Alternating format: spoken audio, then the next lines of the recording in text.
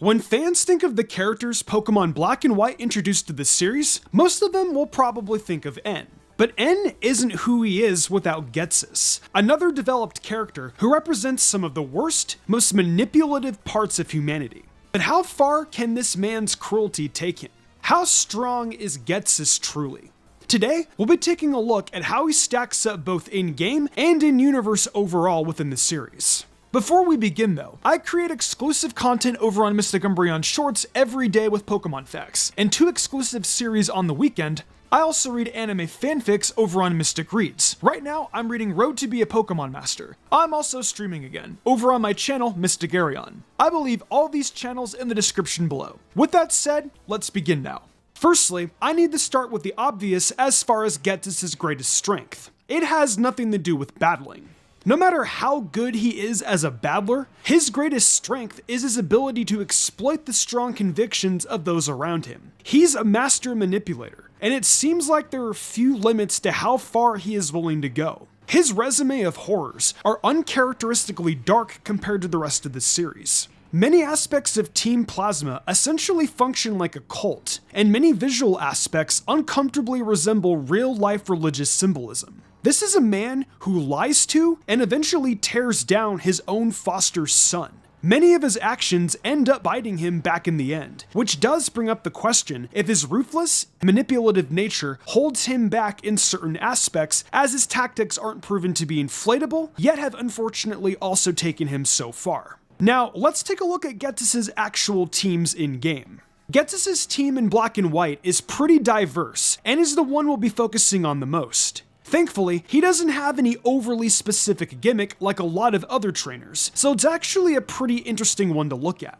5 of them are level 52, and his ace is level 54. He'll open up with Cofagrigus, a low but high physical defense pure ghost type. This guy is pretty well known for checking fighting types really hard. So any player going into this battle blind and busting out the wrong Pokemon is gonna be off to a potentially horrible start.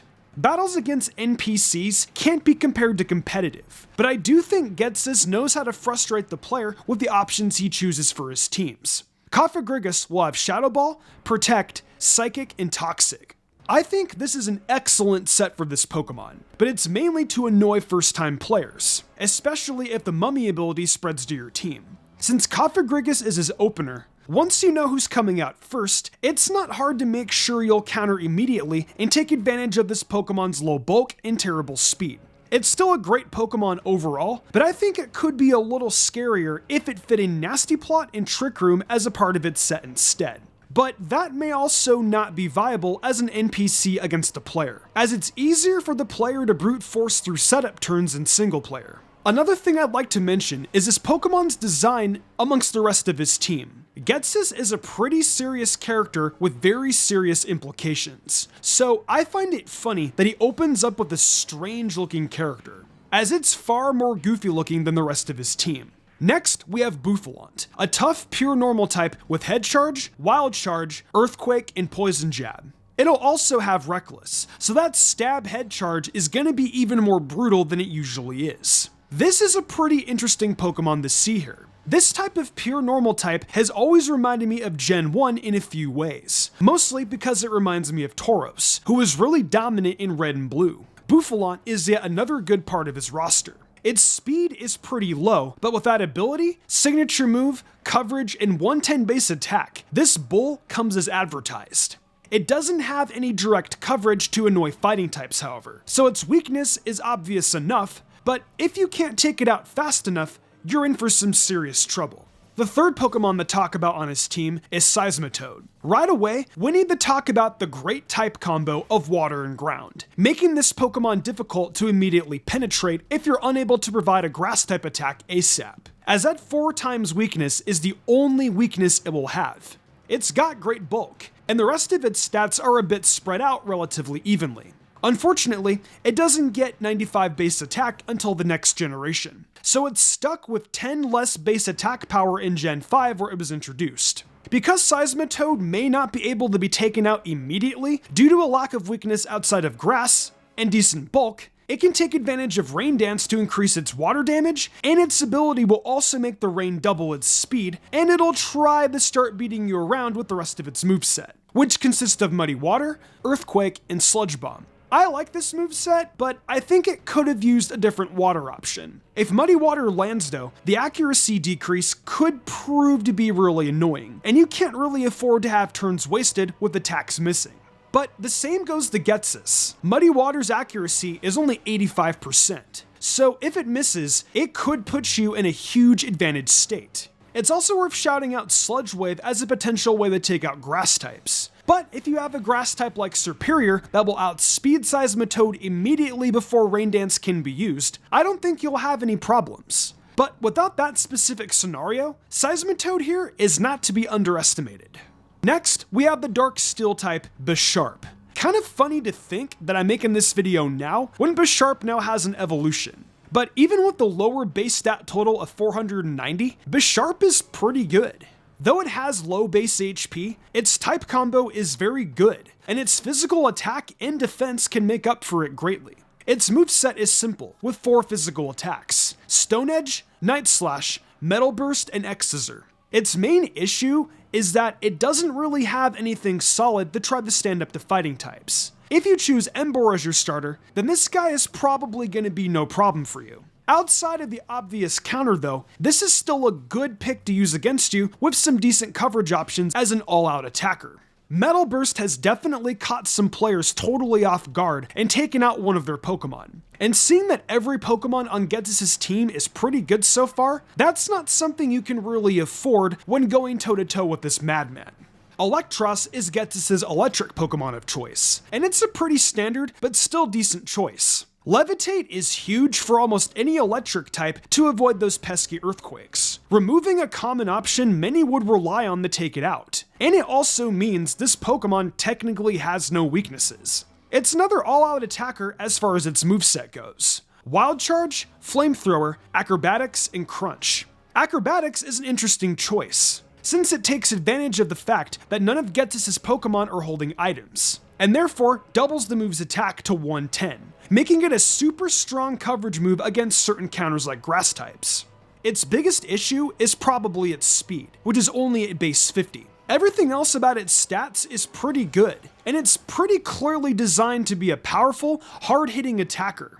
And it'll get its attacks in since it can't really be one-hit KO'd due to having no weaknesses. Being an all-out attacker is in fact the play for Electros, even when used as an option in competitive. This is an almost perfect set for it to have, though I think it should have had Thunderbolt instead as an electric attack. Or, if it were going to have Wild Charge, replace Flamethrower with the physical move coverage and focus on being a physical attacker only, possibly even just using a physical fire attack. I could also see the type choices for coverage being changed. But overall, the simple philosophy behind this Pokemon set makes sense, and it's yet another W as far as his roster choices go. And finally, we have Ghetsis' ace, Hydreigon. I absolutely love this choice. It fits Ghetsis' true personality very well. Hydreigon is a Pokemon that is seemingly only interested in destruction, despite apparently possessing great intelligence. They're honestly perfect for each other. And of course, Hydreigon is also a powerful pseudo-legendary worthy of being this boss's ace Pokemon. While it could be a special or a physical attacker thanks to its stat distribution, Ghetsis chooses to make Hydreigon an all-out special attacker. Its choices are Dragon Pulse, Surf, Fire Blast, and Focus Blast. All excellent choices that give diverse coverage to deal with a whole load of different types of Pokemon. In fact, this set is so solid that it can actually hit the entirety of N's team for super effective damage whenever it wants. And N's team is also pretty diverse in typings. I do wonder if that was intentional from a story standpoint, or at least symbolic. Either way, it's very fitting. It could also be why Hydreigon is missing Dark-type attack Stab. This is just such a great, fitting lore choice for Ghetsis. I think the Pokemon otherwise speaks for itself. It's a big, strong, aggressive Dragon type with monstrous stats. I just wish it had a Held item or something to make it even scarier. Oh, and before moving on from Hydreigon, how is this thing a Hydreigon at level 54? I know Ghetsis is willing to go to extreme means for power, but what did he do to get this thing to evolve 10 levels earlier? Was this an intentional choice to say something about Ghetsis, or just game design convenience so you wouldn't need to face a level 64 Pokemon? So from an in-game perspective, is Ghetsis strong? Hell yeah, he is strong. This is a fantastic team for an NPC to have and be taken seriously. The typings are diverse and the coverage is solid. I think the one thing Ghetsis could have to make him even better, aside from the obvious things like having every Pokemon hold an item, is something that has a tough gimmick to break things up a bit, or more Pokemon with high overall base stat totals. That's what made Cynthia pretty infamous. The three pillars of Lucario, Milotic, and Garchomp really tore through players that just weren't ready to be Sinnoh champion. Still, you need to respect Ghetsis' team. All of his Pokemon even have 31 IVs and 255 EVs. It's possible that they didn't want him to be too overpowered when designing him, since the previous game's final boss had walled so many players for so long. He's also one of the last major battles in the series where the player isn't too likely to be overleveled, like how they would be against Diantha and essentially shrug off any substance the team may have. But you're not likely to be too underleveled either, like you would be against Champion Blue in the original Gen 1 games, who had a somewhat basic team, but still being a powerful trainer when you consider he's up 20 levels above you. Black and White's team is generally what people think of when they think of Ghetsis, but he also has a major battle in Black and White too. Half of the team is the same, with some minor move changes here and there, but the way he handles Electros, Seismitoad, and Cofagrigus is similar enough in philosophy, so let's take a quick look at his other three Pokemon. Here, we have Drapion, a Poison Dark type, and the first time we see a Pokemon in his hands not from Generation 5. Its moveset is Earthquake, Night Slash, Poison Fang, and X-Scissor. Pretty run-of-the-mill attacker set, but not in a bad way. Night Slash with Sniper is what sets it apart from the rest a little more, as the enhanced critical rate from the move and enhanced critical damage from the ability will complement each other pretty well, especially with Stab. Though, personally, I'm not the biggest fan of sets that rely on luck a bit too much. Otherwise, I think it's a decent choice for his team. Unfortunately, his next pick is yet another poison type for some reason, but at least its secondary typing is different, being fighting. Toxicroak has a nice 106 base attack, but I wish he had chosen a new Pokemon with a larger base stat total overall. But again, Toxicroak is fine. It gets Brick Break, Shadow Ball, Poison Jab, and Sucker Punch. It also has Anticipation as an ability, which seems kind of bad for an NPC. It's alright against players to see if they might have a certain type of hidden power, but that's about it. I got nothing against Toxicroak, but with this team's composition, this might be the overall weakest link on his team. If the team surrounding Toxicroak were different, I don't think I'd be saying this. But unfortunately, as you can tell, his Black and White 2 team just isn't as good. His ace is still Hydreigon, but its moveset is less scary this time. Dragon Rush, Crunch, Rock Slide, and Frustration. Frustration is the most interesting move here, but not for gameplay reasons. Just the fact that the game went out of its way to give Hydreigon this move with maximum attacking power, just to show how bad of a person Ghetsis is enough for me. Still, Hydreigon is a strong Pokemon even without a great moveset, so I still think the player needs to be careful. But the Black and White version of his team is way cooler overall. And what's unfortunate is that in Black and White 2, Hydreigon has a held item, the Life Orb. This makes its attacks very powerful, obviously. But imagine if he had a powerful held item on his original team too. Before you even battle Ghetsis in Black and White 2, he will also use one of the game's legendary mascots depending on the version you have. But it's only the one Pokemon, and once it's defeated, you'll be healed to full before the normal battle ensues. It's more of a roleplay battle than something that you need to worry too much about.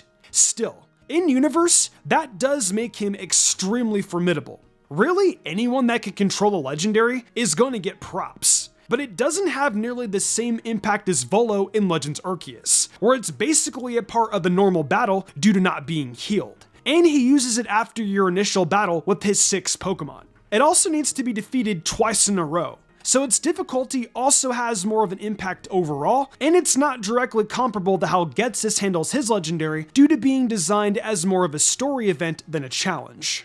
Ghetsis also has a team in Ultra Sun and Moon, but it's a version of him from another universe and not exactly the same character. He'll have one of the mascots of Gen 5 once again, depending on the version you have, and they'll be a part of his normal team, but he'll only have 5 Pokemon.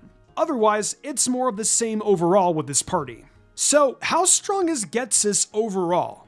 Well, he's actually very powerful in both gameplay and story, but it's a bit hard to judge where he stands entirely. He's one of the more challenging battles in this series, but he's definitely not the hardest. He's unlikely to be dramatically over-leveled next to you like Champion Blue in the old Gen 1 games, but his party is generally better put together. He's as difficult to deal with as Cynthia, which isn't a shock. I'm tempted to put him around Steven Stone's level, maybe even a little higher due to his composition, covering more bases in terms of typings and such. And that's a pretty good place to be, a healthy challenge. But in-universe, it's a little trickier. You'd need to keep his personality in mind. Hydreigon having a maxed out frustration seems bad. Not a Pokemon I'd want to be on the bad side of. In the manga, he may even be more cartoonishly evil than in the games, even going as far as to crucify the gym leaders of Unova. It's honestly pretty freaking insane. In Black and White 2, he seems to have lost even more of his sanity. Not that he had too much to begin with, but he seems to take failures very badly, even for a Pokemon villain. I feel like I have to acknowledge that as a weakness. He doesn't seem to have the mental fortitude needed to be the strongest consistently, despite the cunning he displays before his failures. His own ruthlessness is both a strength and a weakness in the Pokemon world.